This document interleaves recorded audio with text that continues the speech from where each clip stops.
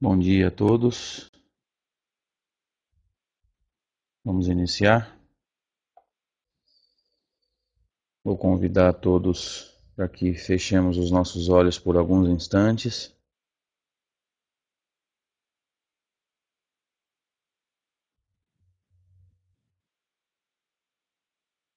Agradecendo a Deus a oportunidade do reencontro, do estudo, da instrução.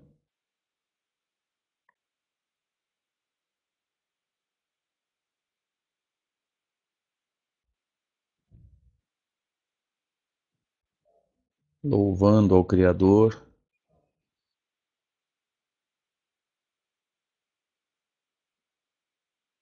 por tudo que nós temos recebido das mãos dele, através de Jesus, através dos homens de confiança dele, todos os dias de todas as nossas existências.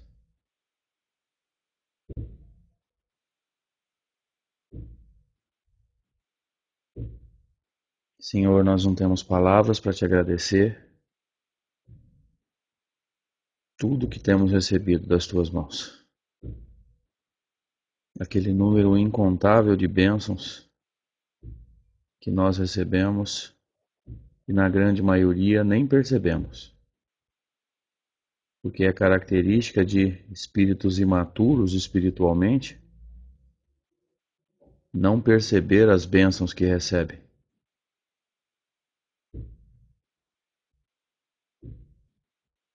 E acreditar que seja bênção só aquilo que agrada. Quando na verdade bênção é tudo aquilo que interessa ao espírito imortal que nós somos. Agradecemos aos espíritos amigos que se fazem presentes, nos apaziguando, energizando as nossas águas.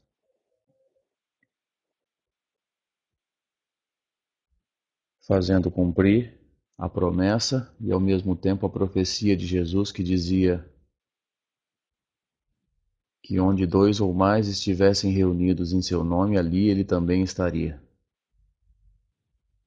E sabemos que ele cumpre agora essa promessa justamente através da presença dos espíritos amigos.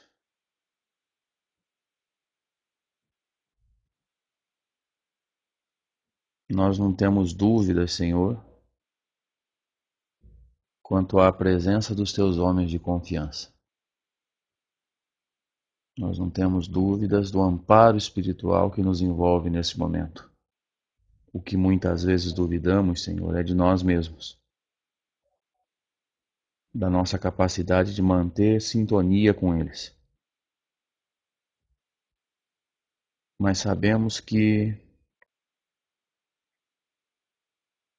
enquanto estivermos focados no bem, enquanto o objetivo for abraçar o amparo aos necessitados, enquanto o objetivo for buscar o crescimento, ainda que nós não tenhamos mérito, eles estarão conosco por acréscimo de misericórdia. Confiantes nesse amparo, nós rogamos a permissão dos amigos espirituais, dos verdadeiros coordenadores da sala Estudando o Espiritismo, para iniciar o 37º encontro para estudo da mediunidade à luz do amor, à luz da caridade. Que assim possa ser, Senhor. Graças a Deus.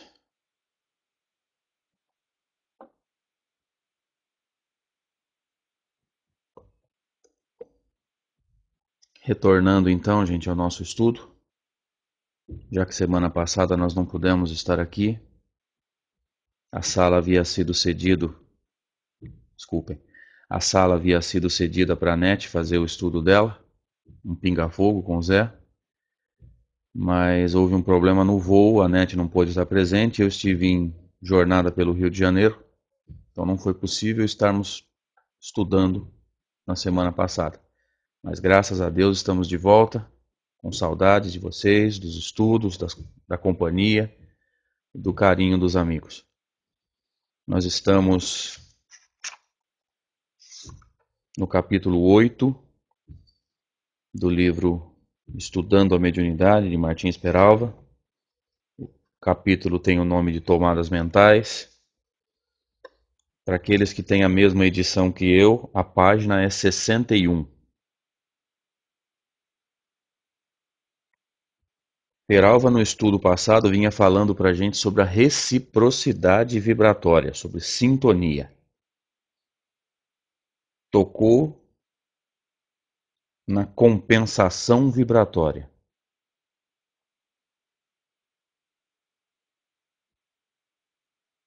Lembrando-nos do conceito de vibração compensada, que foi discutido logo nos primeiros capítulos. No estudo anterior, no 35, ele chegou a nos falar sobre a casa mental e fez uma analogia sobre o hóspede. E aqui, no 36, há 2 semanas atrás, ele voltou a tocar nesse assunto do hóspede. Quando deixar de existir essa compensação vibratória, em virtude do esclarecimento nosso ou do desencarnado, a quem muitas vezes impropriamente denominamos de perseguidor, haverá então o despejo do hóspede. A quebra de sintonia possibilita, se é que eu posso dizer dessa forma, o despejo, entre aspas, do hóspede. O afastamento da entidade que muitas vezes de forma injusta nós chamamos de perseguidor ou de obsessor.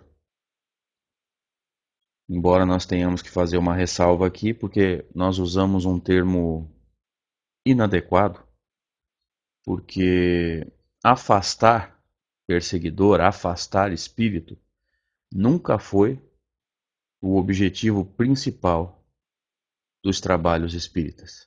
Nós não afastamos espíritos. A nossa ideia é fazer com que o espírito se arrependa, cresça junto conosco. E crescendo junto conosco, que ele encontre outro caminho. Que ele se afaste das coisas que vem fazendo, que ele se afaste dos caminhos que vem trilhando e procure um caminho melhor. Afastar espíritos tem sempre a conotação de tirar daqui e jogar para lá.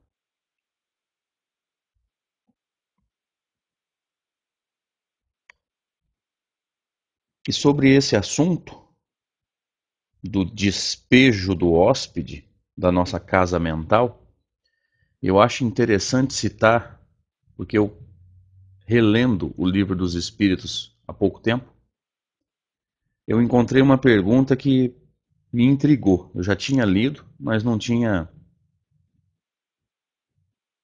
me tocado. Olha que interessante isso. Questão 480 do Livro dos Espíritos. Kardec pergunta que se deve pensar da expulsão dos demônios mencionada no Evangelho. Quando o Evangelho nos diz que Jesus expulsava demônios, será que é simplesmente a expulsão no sentido literal?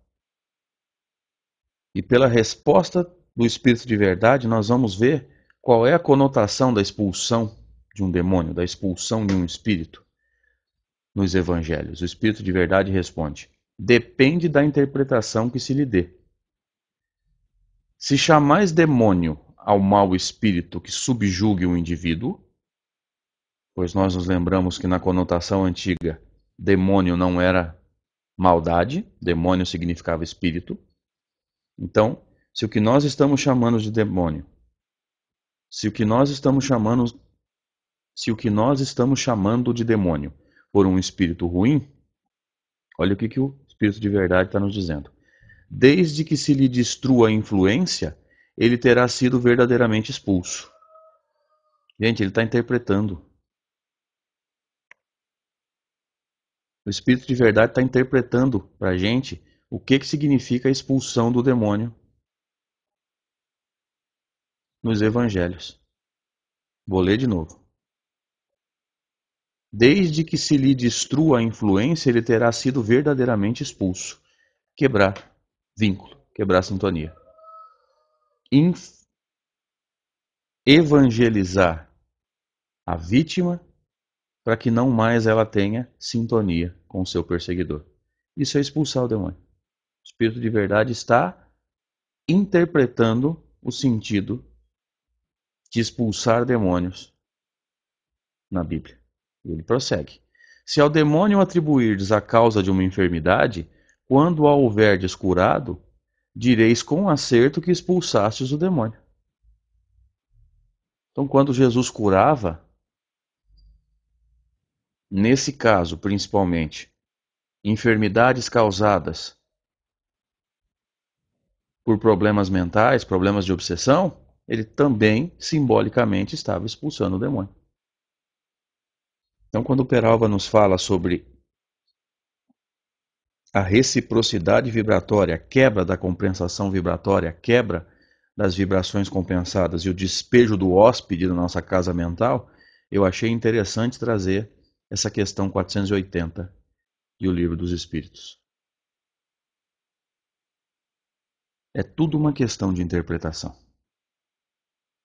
E aqui nós entramos no trecho de hoje do nosso estudo. Diz-nos Martins Peralva: figuremos um ferro elétrico de passar roupas. Ele vai fazer uma analogia. Uma analogia com o ferro de passar roupas. Quando desejamos que o ferro se aqueça, que a temperatura se eleve, ligamos o fio condutor de eletricidade à respectiva tomada. Concluída a tarefa, desligamos o fio e o ferro vai perdendo o calor e volta à temperatura normal. O ferro de engomar somos nós. A eletricidade é a projeção mental do desencarnado. O fio condutor são as duas mentes irmanadas, vinculadas, justapostas. Então nós somos o ferro. O fio que vai à tomada nada mais é do que o vínculo energético criado se houver sintonia. Então cabe a nós, dentro dessa analogia criada pelo Peralva, desfazer esse vínculo, quebrar essa sintonia. Nós temos o direito e plenas condições de quebrar essa sintonia. Nós precisamos fazer um esforço para estar sempre vinculados ao bem. Por pior que seja a situação, nós precisamos buscar a sintonia dos espíritos amigos. E nesse momento eu estou falando para mim. Estou puxando a minha orelha. Nós precisamos estar buscando sintonia de espíritos amigos o tempo todo. Porque não vai faltar, gente, circunstância para tentar nos puxar para baixo, para tentar nos sintonizar com as trevas. O tempo todo isso vai acontecer.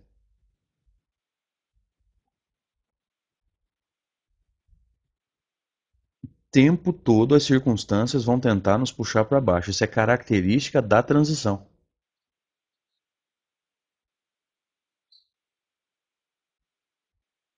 E cabe a nós não permitir que isso aconteça. Cabe a nós vencermos todas essas provas, todos esses testes, muitas vezes expiações do passado, e nos mantermos na sintonia do bem, confiantes em Deus. Cabe a nós olharmos todas essas situações, nossas e do planeta, do ponto de vista de um planejamento maior. Está tudo sob controle. É só nós pensarmos que Deus, na visão da doutrina espírita, é um Deus universal. Um Deus que consegue tomar conta de 200 bilhões de galáxias não vai perder o controle da nossa vida.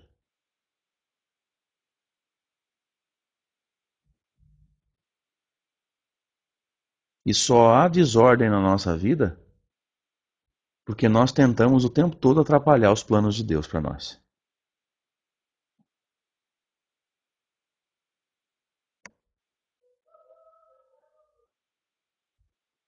Então, nessa analogia do Peralva, belíssima, diga-se de passagem, o ferro de passar, o ferro de engomar, somos nós. A eletricidade é a projeção mental. E o fio são as mentes emanadas. Porque eu posso criar esse fio, eu posso criar esse vínculo mental com entidades do bem ou com entidades mais atrasadas. Depende das minhas intenções. Quem escolhe sintonia, quem escolhe em que sintonia vai acontecer a vibração compensada somos nós. Quem escolhe companhias espirituais somos nós.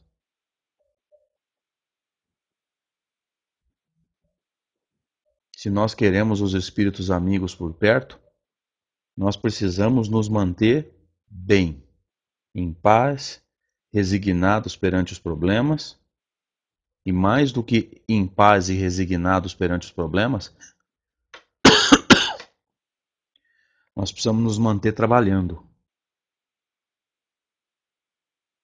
que é o que nos diz uma das parábolas do sermão profético, que Emmanuel nos diz no livro Caminho, Verdade e Vida, e é uma revelação fantástica isso. O sermão profético é uma descrição da transição pela qual nós estamos passando.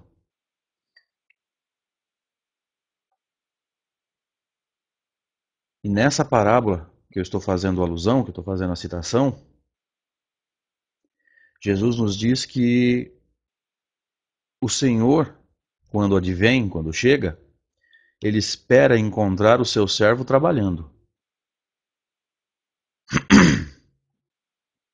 Então seria muito útil se nós, além de fazer esse esforço para nos mantermos bem, para nos mantermos firmes, para nos mantermos em paz, também nos mantivéssemos ativos na seara do Cristo, buscando sempre onde é que nós podemos ser úteis.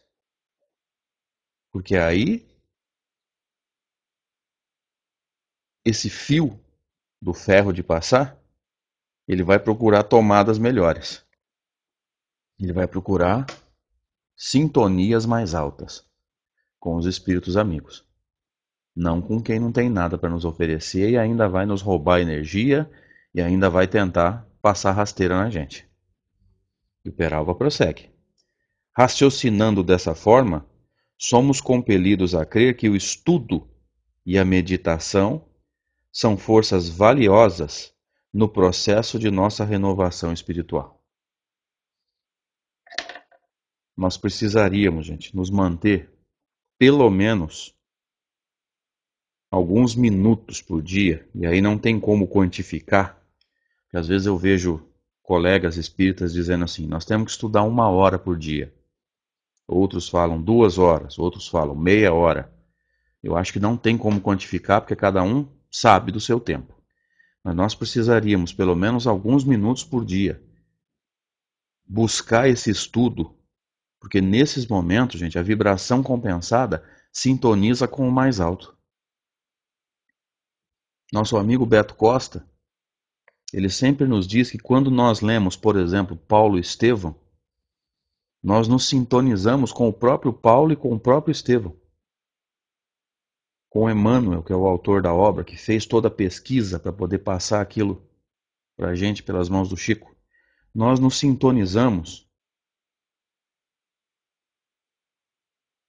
com os próprios autores da obra.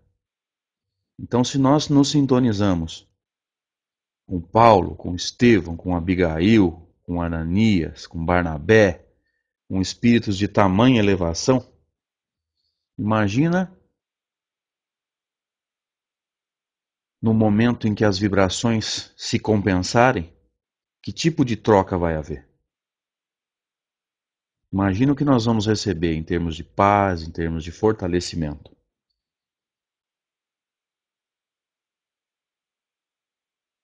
Toda vez que nós buscamos o estudo, nós buscamos sintonia alta.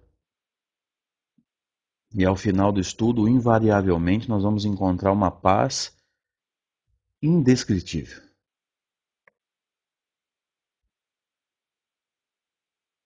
Mas o Peralva falou em um outro fator, e esse, infelizmente, a grande maioria de nós deixa a desejar. E o Arnaldo vem me cobrando sobre isso faz tempo. Para eu buscar um estudo sobre isso e passar para as pessoas, mas eu estou falhando quanto a isso. Somos compelidos a crer que o estudo e a meditação serão forças valiosas no processo de nossa renovação espiritual. A meditação seria muito importante também. Aprender a apaziguar o coração e a mente. Desacelerar nesse mundo que nos acelera tanto, porque às vezes a gente está navegando pela internet, a gente vai olhar no navegador, tem 5 abas abertas. Facebook, Wall, Terra, e-mail. E a nossa mente sempre acelerada. Parece que a gente bebeu água de bateria. Nós precisaríamos parar, desacelerar a mente para poder sentir o que a espiritualidade amiga está nos passando. Porque de coração eu acredito que é na hora em que nós apaziguamos que a espiritualidade fala com a gente. Inclusive eu recomendo, e eu tenho aqui, um texto que está no livro Diversidade dos Carismas sobre concentração. A maioria de nós, quando vai se concentrar, mentaliza alguma coisa. Ela mentaliza uma paisagem, mentaliza uma flor, mentaliza um fundo azul. E quando nós mentalizamos qualquer coisa e a espiritualidade precisa falar com a gente, se eu estiver mentalizando alguma coisa, eles não vão conseguir falar. É como se eu ligasse num telefone ocupado. Nós precisaríamos esvaziar a mente. O Hermínio fala isso nesse texto do livro Diálogo com as Sombras. Eu digitei esse texto, eu tenho salvo no meu computador. Se alguém se interessar, por favor, manda um e-mail para mim, porque esse texto é fenomenal.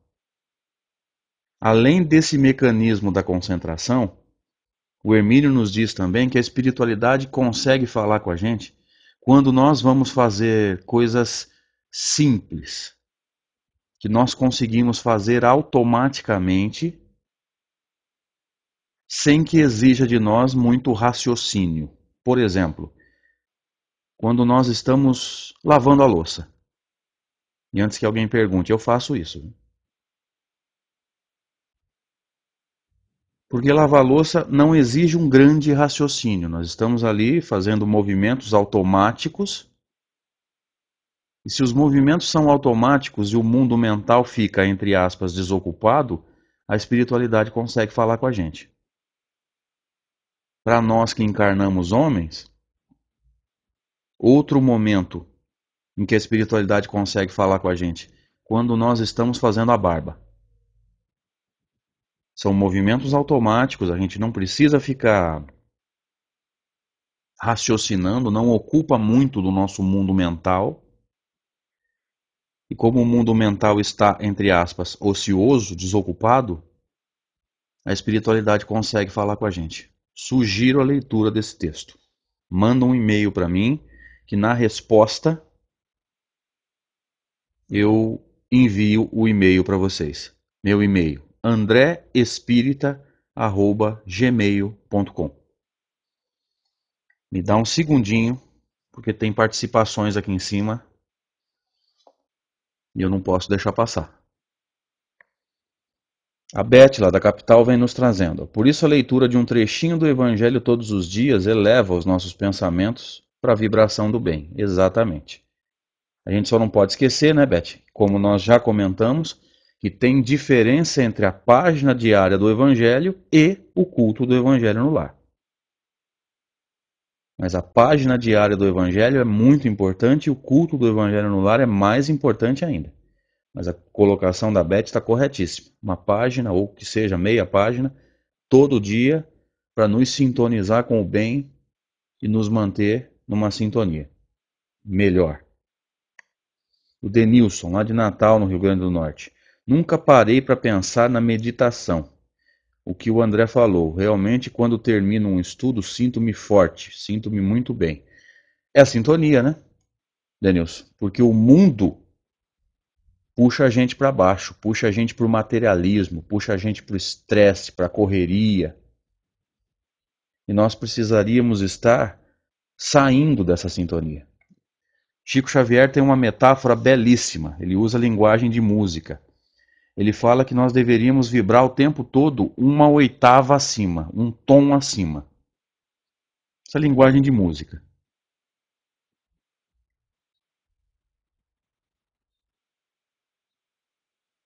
Sair dessa sintonia do mundo, de correria, de loucura.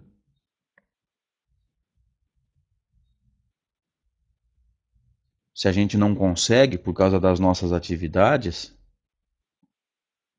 pelo menos em alguns instantes, naqueles instantes que nós temos possibilidade para isso, a gente sintonizar com o bem. Porque a hora que a gente sintoniza com o bem, pelo processo de sintonia, pelo processo de vibração compensada, é como se eles recarregassem o nosso tanque de combustível. E aí nós temos força para continuar o dia fora da sintonia, da loucura da sociedade. A Ângela Maria Moreira. André, tenho notado uma forma de estudar as obras de André Luiz. Vou ouvindo o estudo que você faz e lendo. Assim faço as anotações necessárias. Acredito que estou tendo maior facilidade de entendimento. Ângela, eu faço mais ou menos isso também. Só que eu não faço anotações, eu vou lendo e vou grifando. E isso me mantém muito mais atento ao estudo. Eu grifo, se eu tiver uma caneta daquelas de marcar texto, eu destaco o pedaço importante.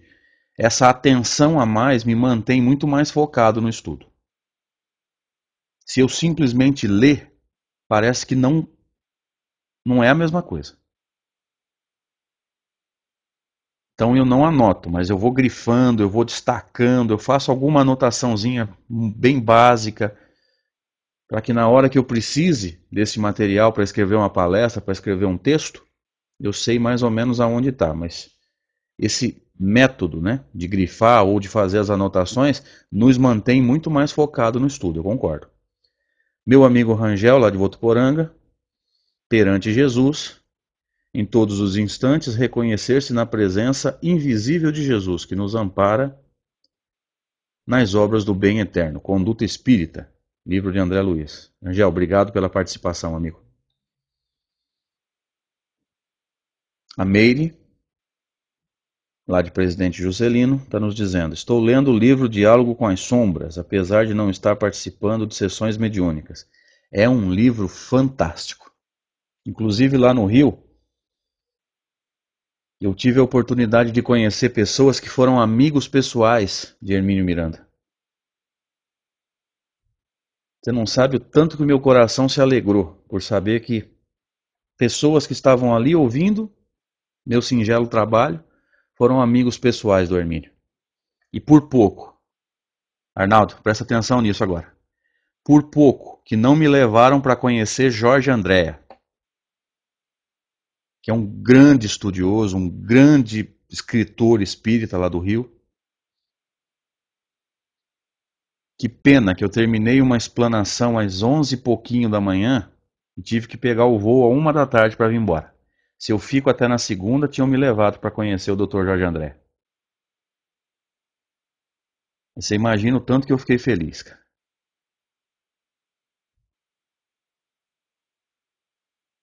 Tinha amigos pessoais de Hermínio Miranda lá, Arnaldo. Você imagina se eu fiquei feliz, cara. Vamos lá.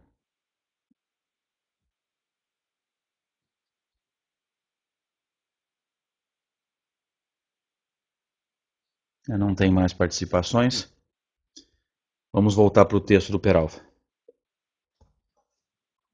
O autor nos diz: modificado o centro mental, nossa alma pode agir com mais desenvoltura. Então, modificada a sintonia, eu vou até usar uma outra metáfora, modificado o nosso Sol, porque sendo imperfeitos e infelizmente orgulhosos e egoístas, questão 785 de O Livro dos Espíritos, qual o maior obstáculo ao progresso? O orgulho e o egoísmo. Sendo imperfeitos e orgulhosos, nós deixamos de ser imagem e semelhança de Deus, que é o projeto da espiritualidade, está no Gênesis de Moisés. Façamos do homem a nossa imagem e semelhança. Nós deixamos de ser imagem e semelhança de Deus para ser imagem e semelhança de nós mesmos. Nós deixamos de ter como sol Jesus, que é imagem e semelhança perfeita de Deus, e passamos a ter como sol, passamos a girar em torno de nós mesmos. É o desvio do caminho reto. É o atrapalhar os planos de Deus a nosso respeito. Então, quando Peralva nos diz, modificando o centro mental, nossa alma pode agir com mais desenvoltura, significa voltar para a linha reta, sair do desvio. Voltar a fazer de Jesus o nosso sol. Voltar a fazer do Cristo o caminho, a verdade e a vida. Luiz Fernando está nos dizendo aqui no chat. Ó. Sou novo na prática do espiritismo, mas no meu primeiro contato com a espiritualidade ao acordar, procuro me colocar dentro de um tubo de luz, evocando a minha divina presença. Eu sou. Maravilha. Tem até um simbolismo, Fernando, interessante que eu descobri há pouco tempo, de um amigo nosso, Rangel, o Adelino da Silveira de Mirassol. Ele interpretou de forma belíssima uma passagem do Atos dos Apóstolos, também citado por Emmanuel no Paulo Estevão, o encontro de Paulo com Jesus às portas de Damasco, quando Paulo ainda caído, antes de se levantar, Jesus diz a ele, Saulo, Saulo, por que me persegues? E ele diz para Jesus, quem sois? E o mestre diz, sou Jesus. E aí vem a pergunta que eu quero refletir com vocês. Paulo pergunta assim, que queres que eu faça? Vamos colocar no contexto. Antes de se levantar, ainda caído, Paulo pergunta, que queres que eu faça? Então vamos colocar nessa simbologia que o Luiz Fernando nos falou. Quem de nós, antes de se levantar da cama, pensa em Jesus e fala, Senhor, o que queres que eu faça? Meu dia vai ser o que o Senhor quiser. É um símbolo, antes de se levantar. No nosso caso, da cama. É uma das formas de interpretar. Será que nós temos nos lembrado disso? Antes de sair da cama, ainda deitadinho. Senhor, o que queres que eu faça? Meu dia vai ser do jeito que o Senhor achar que deve ser.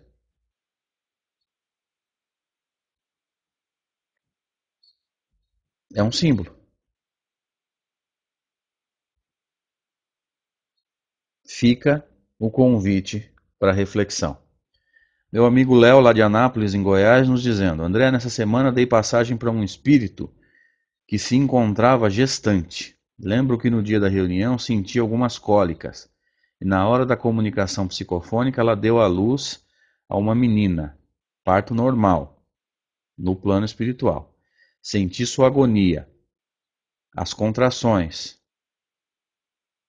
e uma sutil dor do parto. Seria possível dar à luz no plano astral e eu ter realmente sentido as dores do parto? Léo, dar à luz no plano astral eu acredito que não. Mas como fixação mental dela, eu acredito que sim. Porque o perispírito dela toma a forma que o mundo mental dela acredita. Então, se ela acredita que estava grávida, o perispírito dela está naquele formato.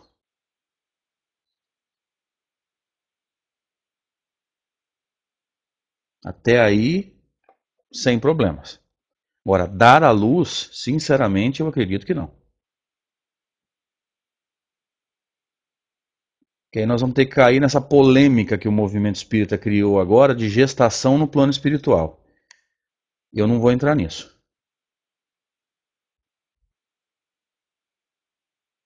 Mas que ela pode ter moldado o seu perispírito pelo seu mundo mental, pela sua fixação mental, porque ela pode, por exemplo, ter desencarnado enquanto estava grávida. Então foi a forma pela qual ela fixou mentalmente a sua forma, aí faz sentido. Entendeu, Léo? Deu para entender o que eu quis passar?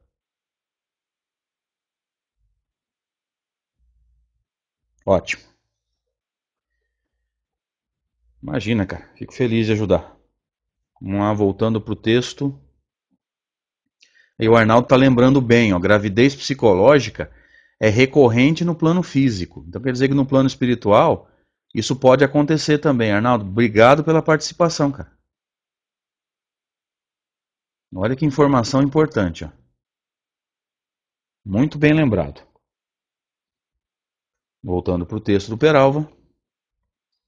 Substituídos os pensamentos enfermiços ou malévolos por ideais enobrecedores, o encetamento de atividades edificantes ser-nos-á penhor de integral e definitiva libertação do incômodo julgo das entidades menos esclarecidas. É substituição de pensamento. Se nós parássemos de girar mentalmente em torno de maldade, doença, porque eu não sei se isso acontece com vocês ou na cidade de vocês, gente, mas eu conheço pessoas que pensam em doença o tempo todo. Sabe mais do que muito médico.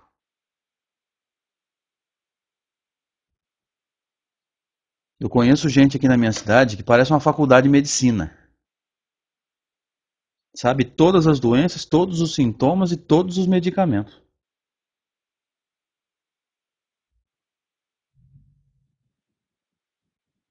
Olha, o que nós queremos? Que sintonia é essa?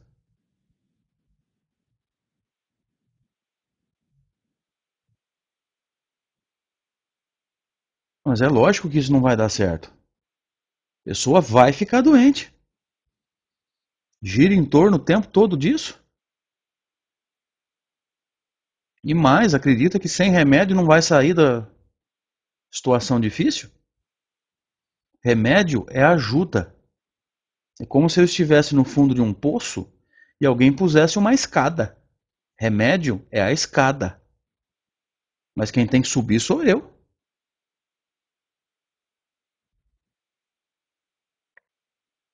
É trocar essa sintonia de ficar girando em torno de maldade, de ficar girando em torno de bobagem, ficar girando em torno de doença e olhar para o lado bom da vida. E mais uma vez eu estou puxando a minha orelha, que não sirva para mais ninguém.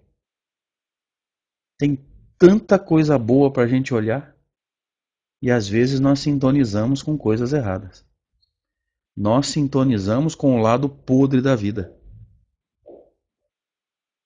E Jesus falou sobre isso. Mateus capítulo 6, versículo 22. A candeia do teu corpo são os olhos. Se o teu olho for simples, todo o teu corpo será luminoso. Porém, se o teu olho for mau, todo o teu corpo estará em trevas.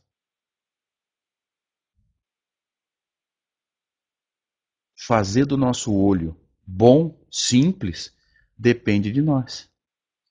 Porque todas as situações, mesmo as mais complicadas, as mais difíceis, têm um lado bom.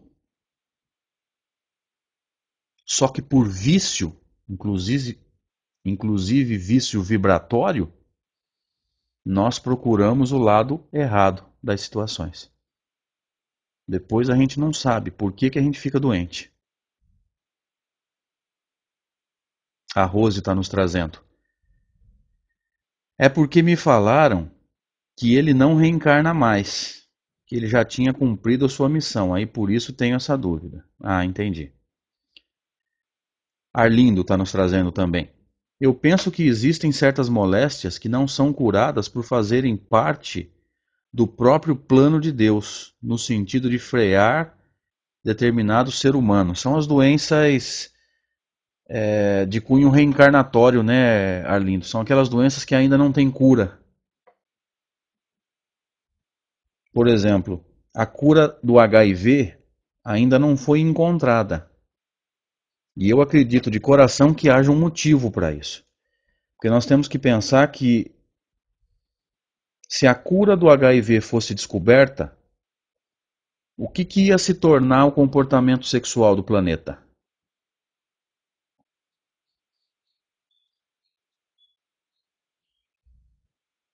A situação do planeta,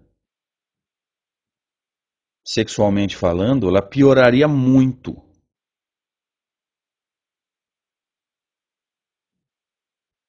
Mas pioraria muito. Porque o pouquinho de controle que nós estamos desenvolvendo sobre as nossas energias sexuais, infelizmente está advindo desse freio. Das doenças sexualmente transmissíveis, do que a gente já entendeu, dos desequilíbrios que nós causamos na nossa vida e na vida das pessoas. O Arnaldo está trazendo uma pequena correção de termos. As doenças não são planos de Deus, penso assim, são necessidades nossas. Elas decorrem das nossas imperfeições. Realmente, não podemos chamar uma doença de plano de Deus. É só uma correção de termos, né? Doutrinariamente ficou um pouco melhor. Mas é isso mesmo. O Wilson Teiga tinha nos trazido doenças kármicas. É que nós espíritas, né, Wilson, não usamos muito esse termo kármicas. O karma, ele é um conceito hindu. Embora nós espíritas às vezes usemos esse termo, o karma é um conceito lá do hinduísmo. E karma significa causa. Então as leis kármicas nada mais são do que a lei de causa e efeito, ou o princípio de causa e efeito que nós espíritas adotamos.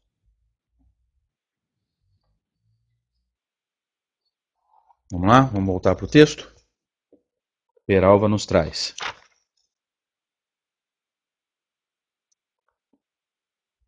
O estudo, a meditação e o trabalho no bem, assim, serão os nobres instrumentos com que ligaremos as tomadas mentais, efetuando, por conseguinte, o despejo dos desencarnados. Olha isso.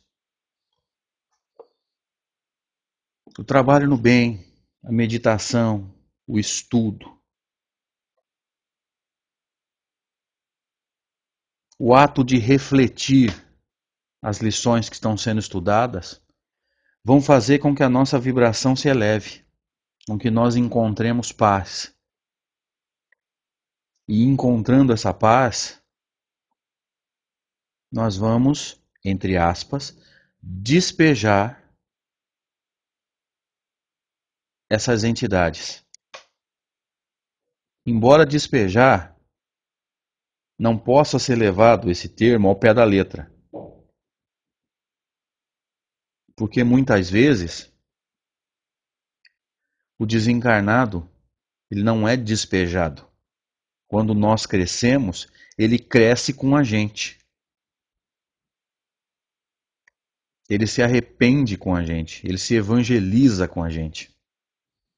Certa vez na nossa reunião mediúnica, nós tivemos um exemplo belíssimo de um desencarnado que se manifestou e nos disse o seguinte. Vou repetir as palavras dele, do desencarnado manifestante. Ele dizia assim: eu estava perto de uma irmã, de uma senhora, sugerindo a ela que fizesse coisas erradas, e ela sempre fez o que eu queria. Um belo dia, eu sugeri uma coisa errada a ela e ela me respondeu mentalmente: eu não vou fazer isso porque Deus é maior. Quando ela me respondeu isso, dizia o desencarnado, tudo o que eu fazia perdeu a graça. Parece que eu levei um banho de energia. Eu me arrependi de tudo que eu fazia. É a chamada educação pelo exemplo. Quando os desencarnados nos sugerem coisas erradas e nós não atendemos, muitas vezes pelo exemplo nós doutrinamos.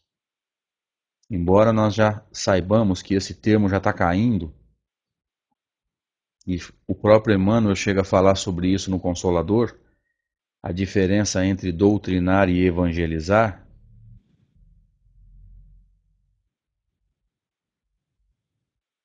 mas é a doutrinação ou a evangelização do dia a dia, não é a do grupo mediúnico ou da reunião mediúnica, é a do dia a dia, pelo exemplo. A Rose está nos perguntando, embora o Arnaldo já tenha respondido. Depois de quanto tempo que a pessoa desencarna, ela pode reencarnar? Livro dos Espíritos, Kardec fez essa pergunta, né? Quanto tempo dura a erraticidade? Imagina, Arnaldo, não tem problema não. E o Espírito de Verdade responde para Kardec: de algumas horas até milhares de séculos. Mas é exatamente o que o Arnaldo disse.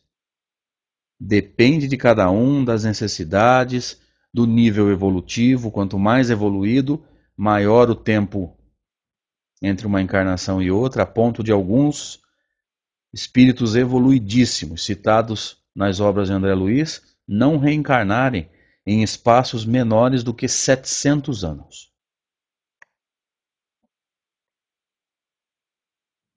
Mas, Arnaldo, não tem que pedir desculpas, não. Nós estamos aqui para trabalhar em equipe. Obrigado pela participação. Todo mundo junto. É um time. Eu sou o roupeiro, você é um dos treinadores. Então é esse estudo, é essa meditação, é esse trabalho no bem que vão fazer com que a gente mude a tomada. A gente vai deixar de usar tomadas mais baixas para usar tomadas vibratoriamente mais altas. Ah, deixa eu ver o comentário do Luiz Fernando, só um minuto. Gente, se eu perder alguma coisa nesse sentido, me perdoem, por favor. Ah, tá aqui. O que seria um bom uso da energia sexual? Transformar em amor.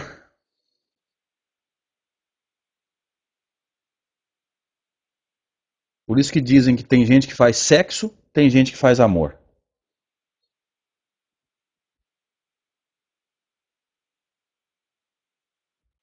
Fazer tudo simplesmente por amor.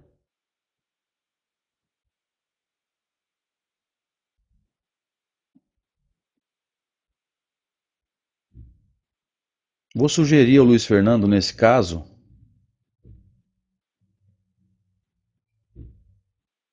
e para o Arnaldo também, está dizendo que tem dúvidas, os livros Sexo e Destino, de André Luiz, Sexo e Obsessão, de Manuel Filomeno de Miranda.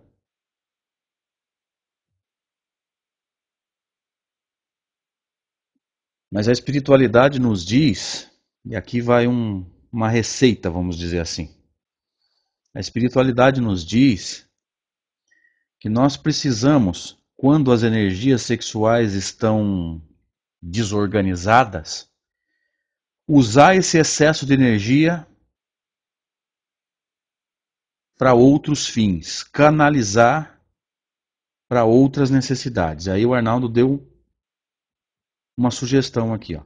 O centro genésico é a mais poderosa usina de criação. Essas energias podem ser utilizadas na criação de obras de arte, cura, vibrações e etc. A espiritualidade nos diz que nós precisamos estar usando esse excesso de energia para outras coisas. O dia que a gente sentir que a energia sexual está meio desorganizada, que a gente vai acabar falando bobagem, que está difícil de segurar o impulso, vamos usar essa energia a mais para outra coisa. Vamos canalizar isso em outra direção. Por exemplo, no trabalho, no bem. Toda a energia em excesso, ela pode ser canalizada em outra direção.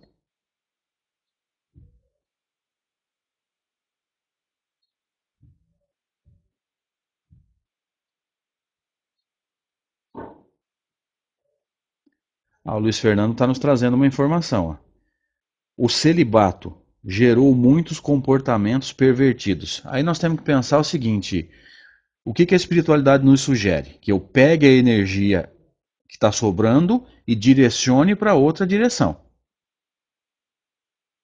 O celibato significa estancar a energia. Isso mais cedo ou mais tarde explode.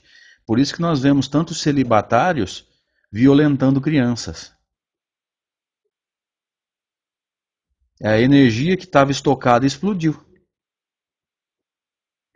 E quantos casos nós temos visto na mídia? E quando isso não acontece, da violência contra uma criança ou de um estupro, a pessoa fica doente. Porque é uma energia que precisa ter vazão. Nós não podemos estancar essa energia, não podemos represar.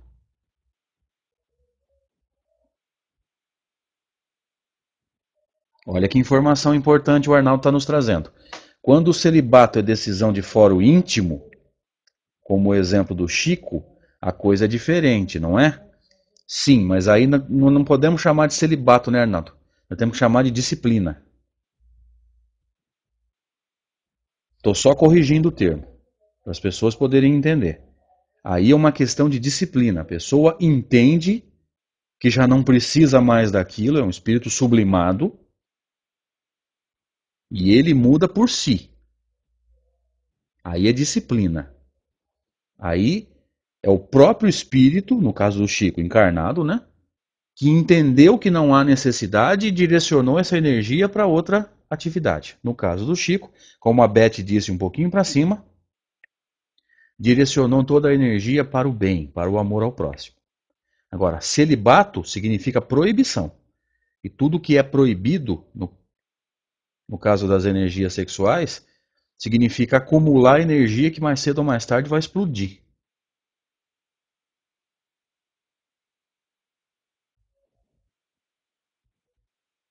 Mais cedo ou mais tarde vai explodir. Ou vai explodir num estupro, numa violência contra a criança. Nós temos visto N casos de sacerdotes romanos violentando crianças.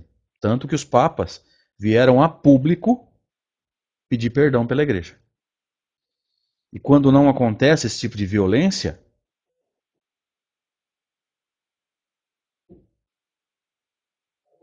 o, o corpo também não aguenta, ele fica doente. Mais cedo ou mais tarde, alguma coisa vai acusar. A Rose está nos perguntando: pode o ente querido que desencarnou reencarnar na mesma família? Com muita frequência. São grupos de espíritos, Rose, que vêm reencarnando juntos para evoluir juntos. São grupos que se comprometem em evoluir juntos. Aqueles que estão mais à frente, oferecendo a mão àqueles que ficaram um pouco para trás. Isso acontece com muita frequência, tá? A Rose Ferreira de Almeida. André, acredito que há celibatários cuja opção é por amor, que direcionam, como o Chico fez. Com certeza. Chico é só um exemplo. Tem inúmeros outros exemplos. É que a gente não conhece, né? Acaba não chegando aos nossos ouvidos, mas tem N exemplos.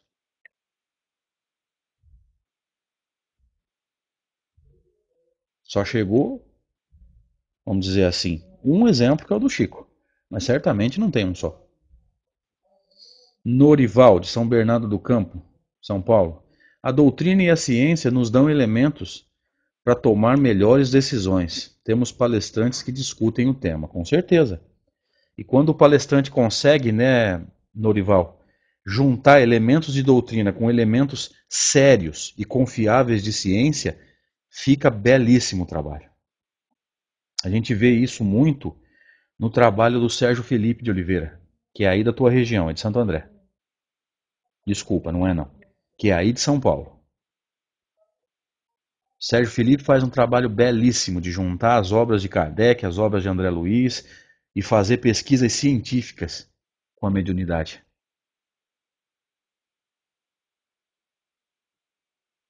Mas é um trabalho belíssimo, bem do jeito que você está falando, Norberto, juntando informação científica com informação doutrinária.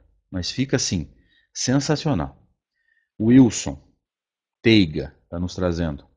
No livro Fluidoterapia Espírita, do Alírio Cerqueira, Chakra do Prazer, quando com excesso de energia, que é o sensualismo, quando com pouca energia, que é o puritanismo. É o desequilíbrio, né, Wilson? Aí pode acontecer o desequilíbrio. Ou está sobrando energia, ou está faltando energia. E num último parágrafo, para a gente encerrar o estudo da manhã de hoje.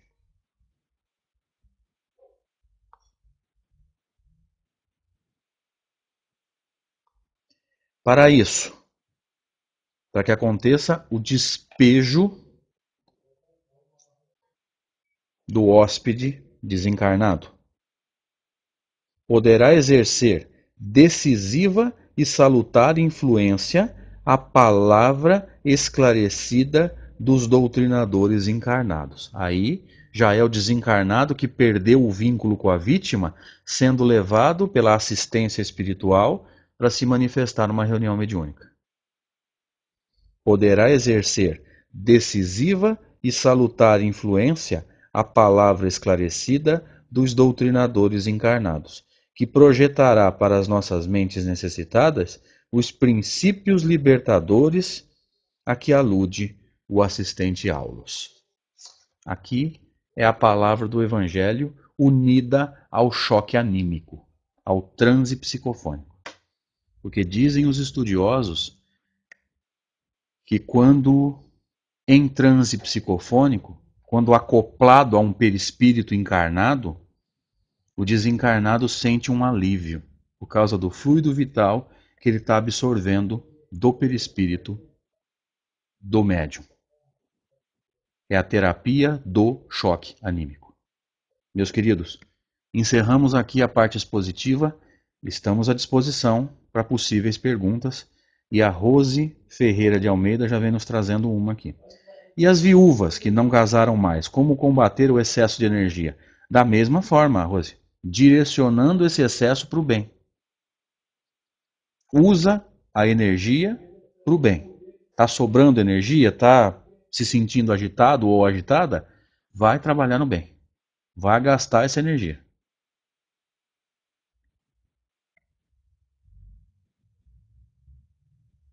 Porque o que não falta nesse mundo, gente, são irmãos precisando de ajuda. Não falta gente precisando de ajuda. Não falta. Nós precisamos estar gastando esse excesso de energia, entre aspas, tá? Queimando esse excesso de energia na ajuda dessas pessoas. O Arnaldo vem nos trazendo. Poderá. É porque no exercer vai depender sempre da decisão da aceitação ou não do doutrinado, correto? Com certeza. Com toda a certeza do mundo. Porque muitas vezes nós vemos, né, Arnaldo, espíritos que se manifestaram em reunião mediúnica e depois da manifestação eles são levados às colônias espirituais E depois de alguns meses eles voltam a se manifestar. E a gente às vezes se lembra da manifestação. Ah, mas você já esteve aqui, já conversou com a gente? Aí ele fala assim, já. Você foi levado aos hospitais? Fui. Foi levado à colônia espiritual? Fui. Mas o que aconteceu? Ah, eu não consegui ficar. Então é o que o Arnaldo está dizendo. É a aceitação do manifestante. E não pensem, gente, que ele tem que fugir de hospital, que ele tem que fugir de colônia espiritual. O livre-arbítrio dele vai ser sempre respeitado. Se ele falar não quero ficar, ele sai andando pela porta. Vocês viram o caso da Heloísa, aquela sobrinha do Lísias, no filme Nosso Lar. A hora que ela falou, não vou ficar, vou atrás do meu noivo, ela levantou, a porta da colônia estava aberta, ela saiu andando.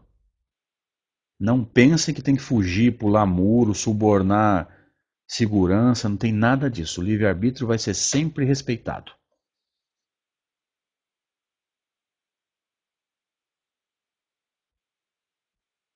Por isso que tem tanto desencarnado que às vezes precisa se manifestar 3, 4, 5 vezes para aceitar ajuda.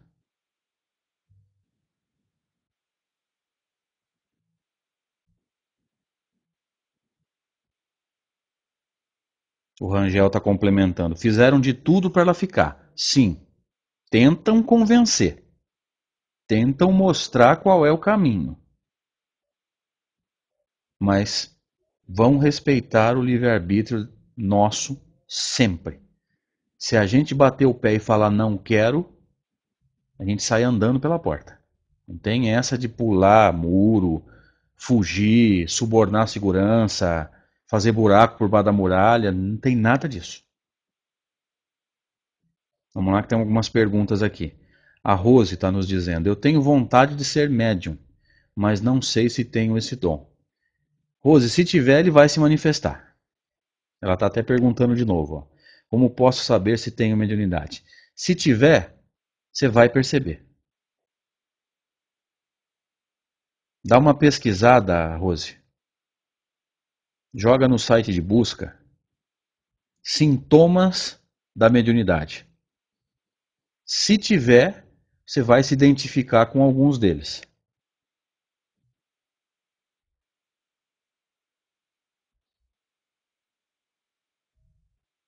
Mas isso aí, Rose, está no teu planejamento reencarnatório.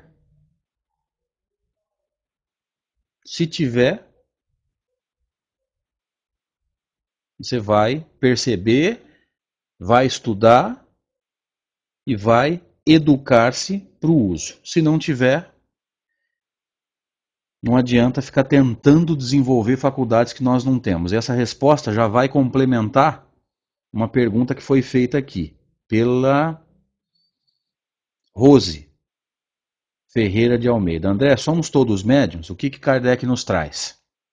Item 154 do Livro dos Médiuns. Todo aquele que sente num grau qualquer a influência dos espíritos é por esse fato médium. Essa faculdade é inerente ao ser humano. Então todos somos médiuns? Sim. Aí ele fala assim: todavia, usualmente assim só se qualificam aqueles em quem a faculdade se mostra mais acentuada, caracterizada por efeitos mais patentes. Então ele está dizendo o quê? Que existem pessoas que têm a faculdade mais aflorada, que têm efeitos mais patentes. E ele complementa, Rose, nos dizendo, no livro Obras Póstumas, que a mediunidade é um germe, é como se fosse uma semente que alguns de nós que a mediunidade ostensiva é como uma semente que alguns de nós trazemos e outros não. A mediunidade que todos nós temos é uma sensibilidade geral, para sentir uma aproximação, uma alteração de humor, um arrepio, uma inspiração. Essa mediunidade geral todo mundo tem. A mediunidade ostensiva, uma mediunidade mais aflorada, que vai pegar a sua sensibilidade e transformar numa manifestação ostensiva, segundo Kardec no livro Obras Póstumas, não é para todo mundo. Se vocês me derem um minutinho, eu vou até pesquisar onde está aqui. Eu tenho isso numa palestra. Me dá só um segundinho.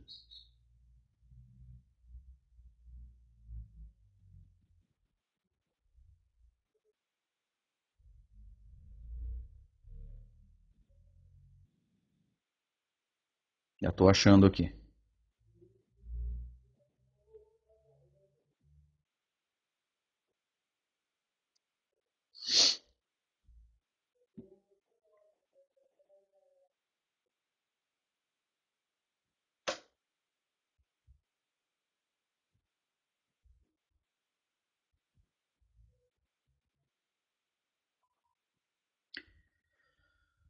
Está aqui.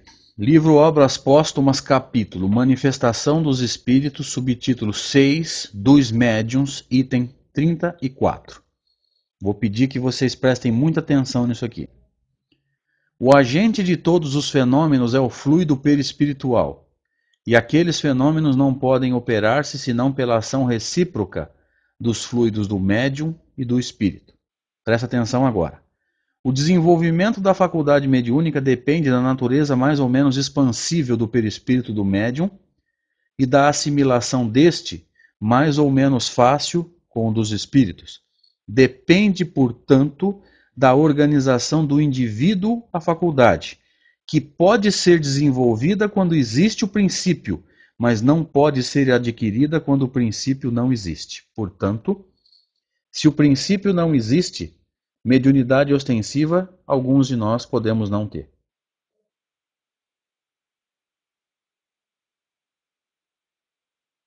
Kardec foi bem claro no livro Obras Póstumas. Vou repetir o trecho. Capítulo Manifestação dos Espíritos, subtítulo 6, dos Médiuns, item 34. Quem quiser pesquisar, fique à vontade.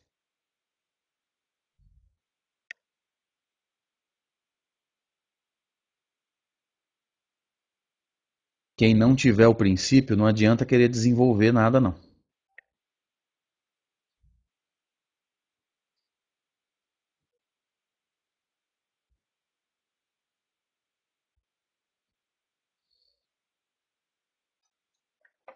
A Beth, lá da capital, aqui da capital, São Paulo, está nos trazendo.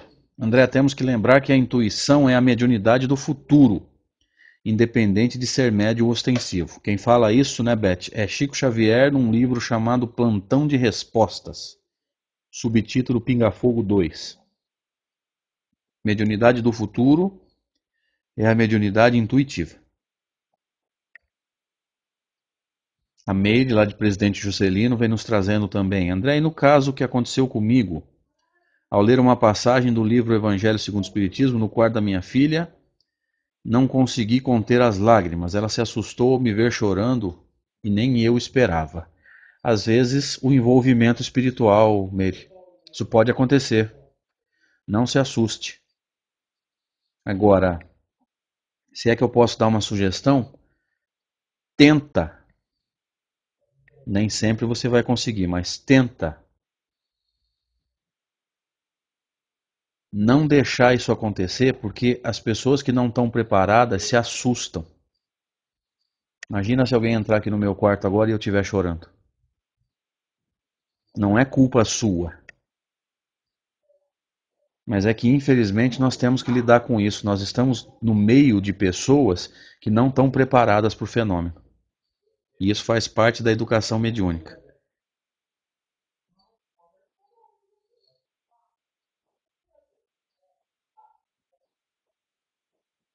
Luiz Fernando está nos trazendo de novo. Você me recomenda a desobsessão nas mesas kardecistas ou na Umbanda? Luiz Fernando, eu não conheço nenhum tipo de trabalho de Umbanda. Mas eu te garanto que a desobsessão no método espírita é extremamente eficaz se a casa espírita souber trabalhar. Porque infelizmente nós também vemos casas espíritas totalmente totalmente sem habilidade para reuniões mediúnicas.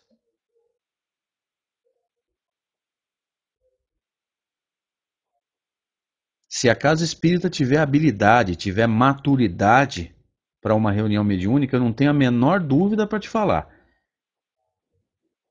Reunião de desobsessão no método espírita, sem dúvida. Mas às vezes a casa não tem habilidade para isso.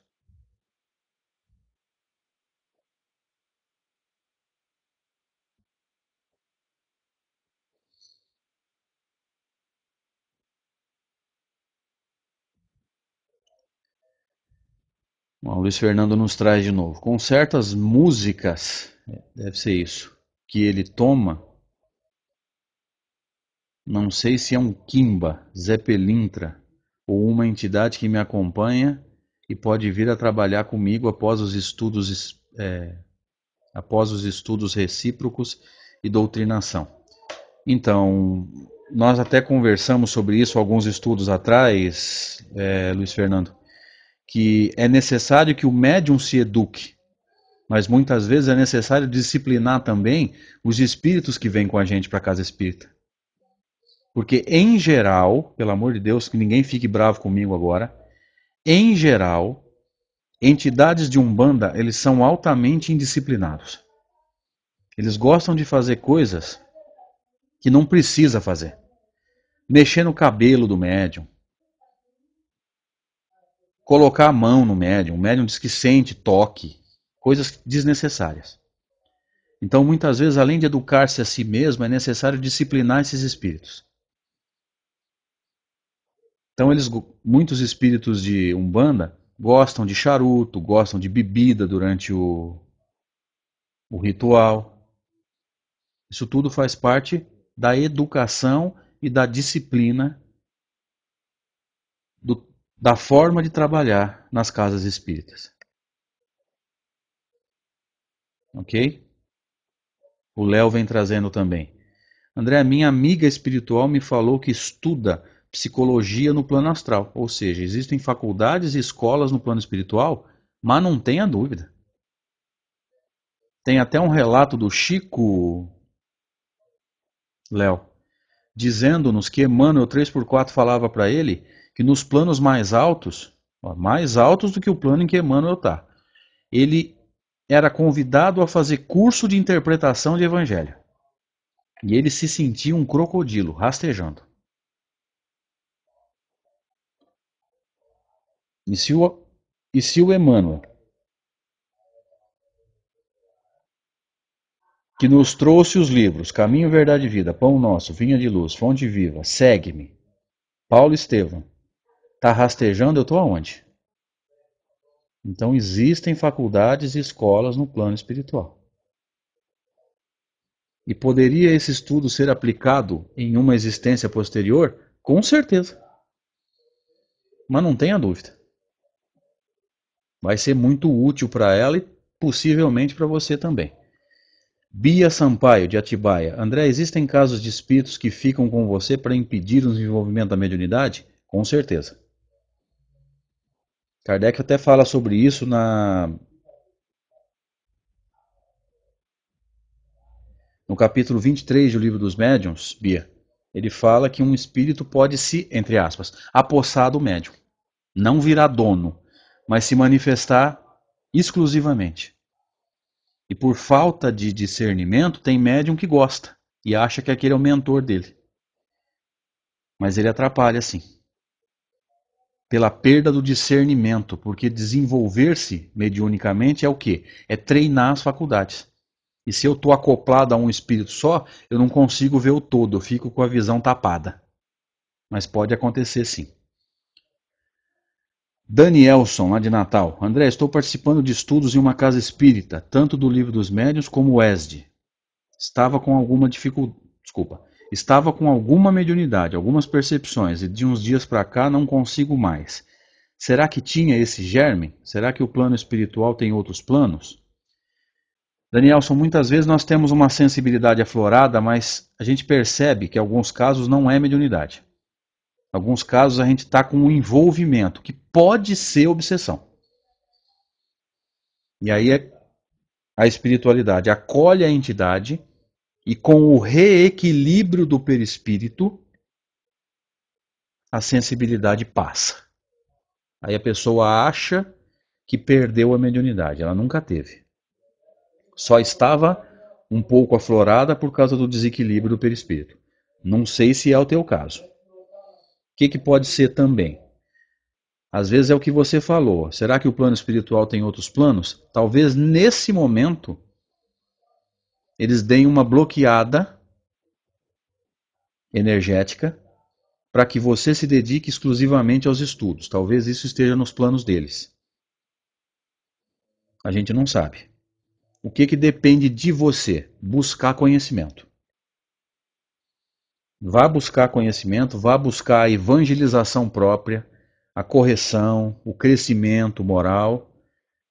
E se tiver que aflorar alguma coisa, pode ficar tranquilo que vai aflorar e você, se estiver estudando e praticando o evangelho, você vai estar amparado. Fica tranquilo. Mas tem N possibilidades aí que poderiam explicar isso.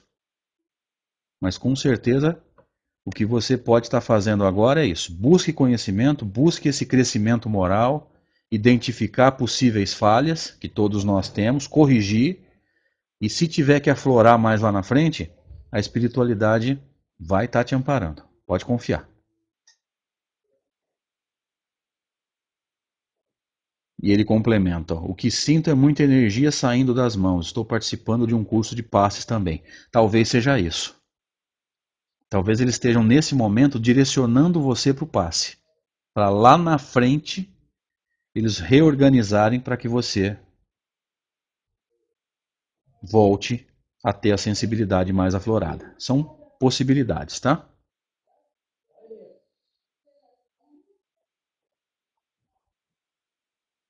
Deixa eu ver se tem mais alguma coisa aqui. Já caminhando para o final.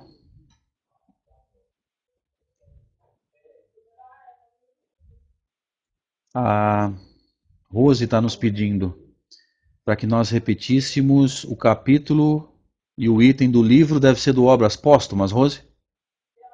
É isso?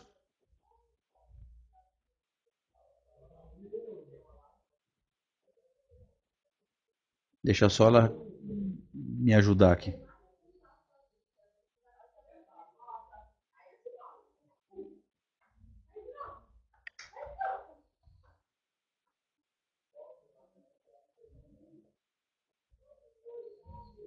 Não, eu acho que foi o Obras Póstumas, quando Kardec diz que nós nem todo mundo é médium ostensivo, né?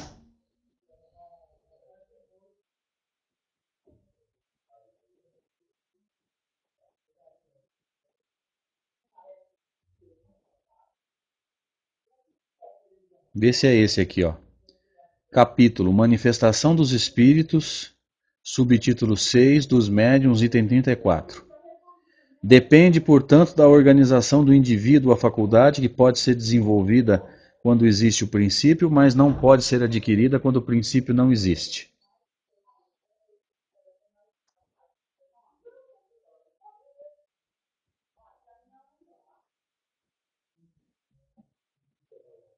Então, anota, Rose. Livro Obras Póstumas, capítulo Manifestações dos Espíritos, subtítulo 6, chama dos Médiuns, item 34. E a Neuza Raineri está nos perguntando, o item 154 do Livro dos Médiuns, cheguei a tocar no item 154 do Livro dos Médiuns, sim. Antes de citar o Obras Póstumas, eu citei o item 154 do Livro dos Médiuns, com certeza.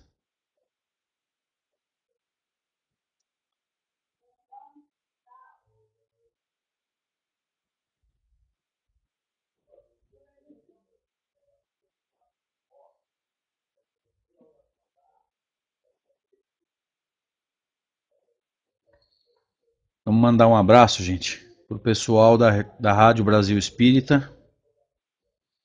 Está nos acompanhando por lá. Obrigado por estar entre nós. Pleno sábado de manhã. Tem tanta coisa boa para fazer. As pessoas optaram por abrir mão e estar com a gente buscando conhecimento. Muito obrigado por estar conosco. Mandar um abraço também para o pessoal que nos impede, que nos acompanha pela Rede Amigo Espírita no canal 3. Muito obrigado por estar conosco. Os amigos que estão acompanhando esse estudo, quando ele é postado na Rede Amigo, quando ele é postado no blog do Portal de Luz e qualquer outro veículo que vier a transmitir esse estudo, gente, nós não temos palavras para agradecer o carinho que nós temos recebido. Parece que esse estudo tem sido muito útil, muitas pessoas têm se encontrado com esse singelo material e eu não tenho palavras para dizer o quanto eu fico feliz de poder ajudar. Do fundo do coração. Que a espiritualidade nos envolva cada vez mais para que nós possamos continuar trabalhando. É só o que nós queremos. Trabalho. Mais alguma pergunta, queridos? Podemos ser úteis ainda?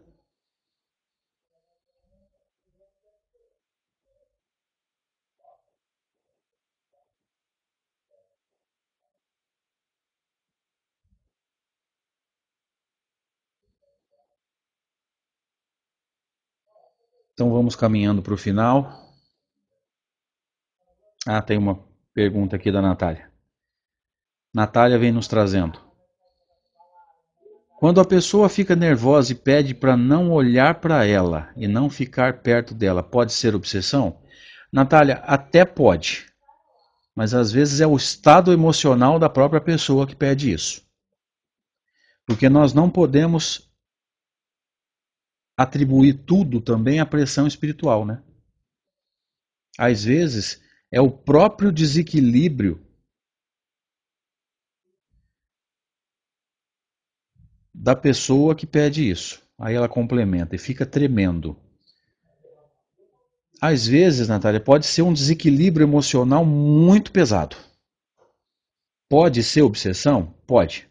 Pode ser problema mediúnico? Pode. Mas também não é impossível que seja apenas um desequilíbrio profundo emocional da própria pessoa. Nós não podemos atribuir tudo também a causas espirituais, tá? Toma muito cuidado, ou vamos tomar muito cuidado com essa tendência que nós temos a ficar atribuindo tudo a causas espirituais. Ideias fixas ruins pode ser problema de obsessão.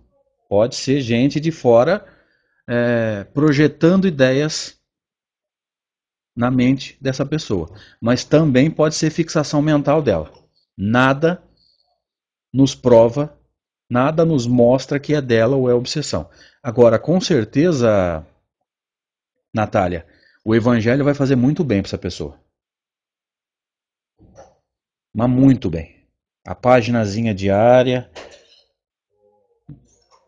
o evangelho no lar toda semana. Tudo isso vai ser de extrema importância para essa criatura. Sugira isso a ela. E se precisar daquele roteiro no Evangelho no Lar que eu já comentei várias vezes, é só me mandar um e-mail que eu mando para você, mando para ela, tá? Aquele roteiro do Evangelho no Lar vai ser muito útil.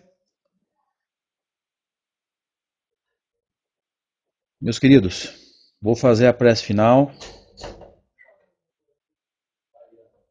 Agradecendo a vocês pelo carinho, pela presença, a Deus pela oportunidade, aos espíritos amigos pelo amparo. E vou rogar a todos que fechemos os nossos olhos por alguns instantes.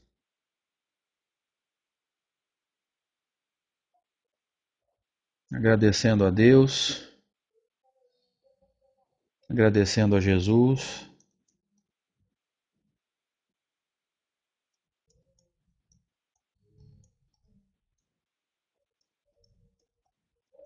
pela oportunidade de servir.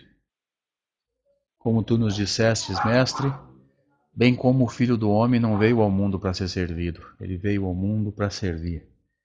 E nós estamos aprendendo isso, estamos entendendo que aqui viemos para servir, não para sermos servidos. Trabalhando a nossa humildade e nos colocando no nível de singelos trabalhadores e de singelas ferramentas que somos. Senhor Jesus, muito obrigado por tudo. Que nós possamos continuar servindo, trabalhando e nos colocando, Senhor, no nosso lugar, no nosso nível evolutivo, entendendo o quanto ainda somos pequenos e o quanto ainda temos que progredir para poder enxergar a tua luz. Que assim seja, graças a Deus.